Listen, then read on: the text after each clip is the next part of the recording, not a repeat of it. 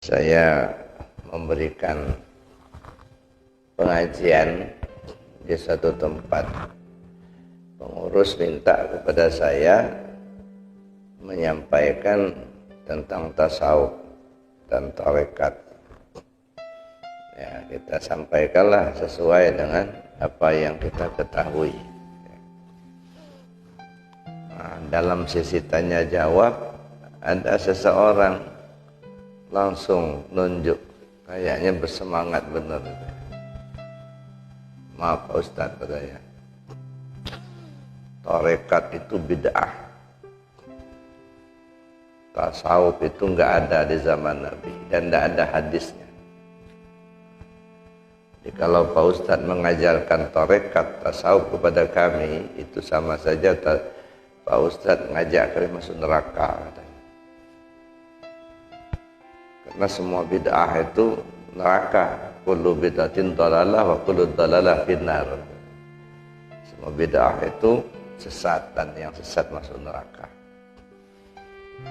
Pokoknya panjang lah dia cerita bahwa tarekat tasawuf itu tidak ada dasarnya, tidak ada ayatnya, nggak ada hadisnya, nggak ada zaman Nabi. Dan karena itu bid'ah, dan yang bid'ah itu dhalalah.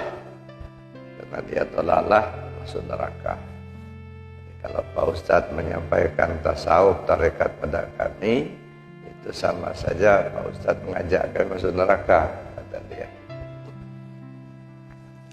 Dan sudah selesai. Sudah selesai Pak, saya bilang. Kalau sudah selesai, nanti saya mau jawab. Saya mau ngomong.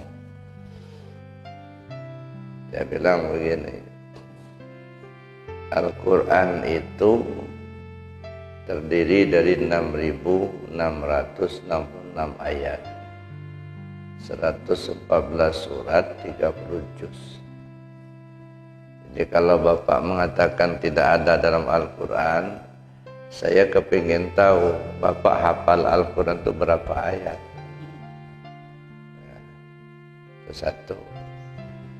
Yang kedua, kalau nggak ada dalam hadisnya, Bapak tadi mengatakan tidak ada hadisnya. Hadis Nabi itu banyak. Yang dihimpun oleh Imam Bukhari saja awal mulanya 600.000 hadis.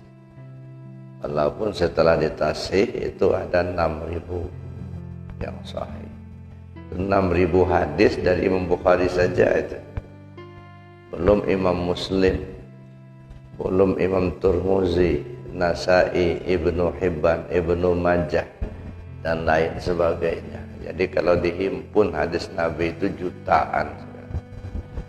Jadi kalau Bapak mengatakan nggak ada hadisnya, saya kepingin tahu Bapak hafal hadis berapa biji. Itulah ciri-ciri orang sombong, Pak. Ya, orang sombong. Bapak mengatakan nggak ada ayatnya. Ya, mungkin Bapak nggak kebaca ayatnya atau memang Bapak nggak ngerti. Saudara. Kalau nggak paham Pak nggak usah ngomong. Saudara. Ya, nggak usah kita buka kitab. Ya, sekedar saya sampaikan saja, seingat saya saja ayat tentang tasawuf. Ya. Antara lain, fal yanzuril insanu mimma khuliq. Adalah manusia memperhatikan tentang dirinya dari apa diciptakan. Itu urusan tasawuf, Pak. Ya. Urusan tarekat, wazkur rabbaka fi nafsik tadarruan wa khifatan wa dunal jahri minal qawli bil ghudwi wal asal wa la takum minal ghafilin. Itu urusan tarekat. Wa fi anfusikum afala tubsirun, itu juga tasawuf. Nahnu aqrabu min hablil warid, itu juga tasawuf. Nah, jadi kalau mengatakan nggak ada ayatnya, berarti Bapak nggak ngerti. Nah, ini contoh-contoh orang sombong. Nah, kalau nggak ada hadisnya banyak sekali, Pak. Hadis-hadis Nabi yang bercerita tentang tasawuf, tentang tarekat.